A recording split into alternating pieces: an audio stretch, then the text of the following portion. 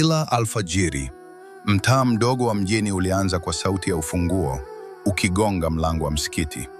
Alikuwa ni mzee mmoja, Hassan. Hakuna aliyemjua sana.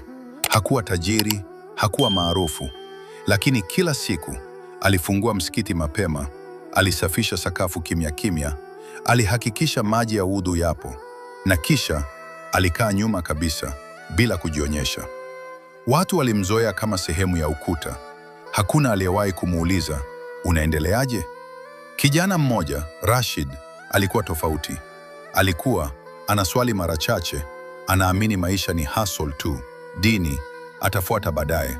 Lakini siku moja, mvua kubwa ilinyesha sana usiku. Rashid alikimbilia msikitini kujikinga. Alipofika, alishangaa. Msikiti ulikuwa safi, mkavu, taa zimewashwa. Na pale kona ya nyuma, alimwona Hassan akikaa kimya akisoma Qur'an. Hakukuwa na mtu mwingine.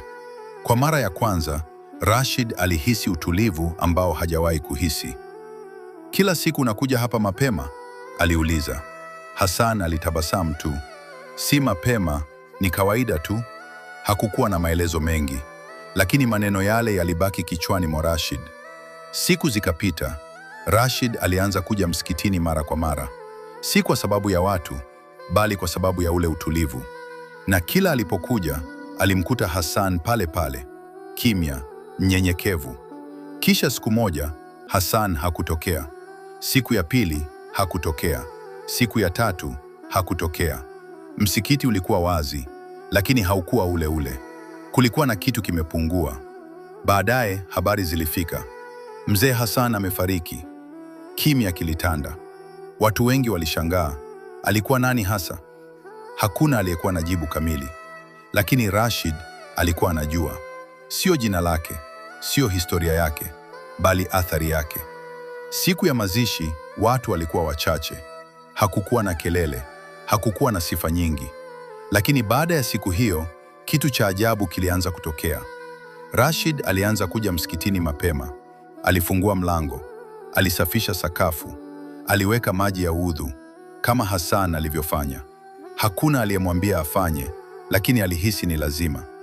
Siku moja, kijana mwingine alimuuliza, kwa nini unafanya hivi kila siku? Rashid alisimama kidogo, akatazama ile kona ya nyuma. Kwa sababu mtu mmoja alifanya hivi, na akabadilisha maisha yangu bila kusema mengi. Na hapo ndipo ukweli ulipoonekana. Hassan aliondoka, lakini amali yake haikuondoka. Sauti yake haikuwa maneno, ilikuwa matendo. Katika Uislamu, amali ndogo zinazoendelea zinaweza kuishi hata baada ya kifo. Si lazima uwe maarufu ili uwe na athari kubwa. Fanya wema hata kama hakuna anayekuona. Huenda huo ndio utakaobadilisha maisha ya mtu mwingine. Kwa Islamic Reminders na Quran na Emotional na Duas, usisahau kusubscribe, kucomment na kushare video hii.